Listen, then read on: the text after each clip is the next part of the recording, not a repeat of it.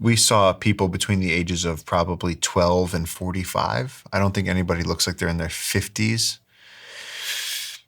So we left with more questions than answers. On that day, they did get a pot that they stole from the community. They have their farm, and so there was also a machete at the farm. Somebody just whacked it into a log, and so as they were leaving, one of the best things that we caught on video that we're not able to share yet is that one of these guys, and this was at the end while everybody was going home, the anthropologist held up his hands and he said, no mole, brothers, go in peace. And these guys actually asked about me. I was the only person there with a big beard. And they said, that one. They said, show us that one. And so I came forward. I stood at the edge of the river, which my heart was pounding. And the anthropologist said, hold up your hands, show them that you don't mean any harm. I held up my hands like this, and they held up their hands, and they sang. They said, no mole. They knew that I wasn't from the indigenous community.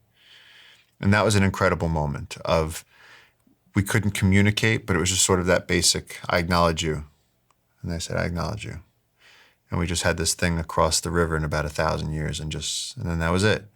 And as they left, one of the guys had a machete, and he showed it to us over his shoulder like this. And one of my friends was going, "Oi," in the local language, he was saying, "Put down the machete, leave the machete." And the guy just smiled and looked at us like, "Yeah, come and get it.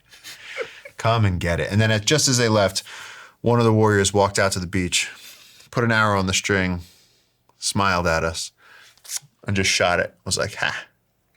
Up into the air. Just at us, in general, just to spook us. And then they all turned and left. So they have a sense of humor.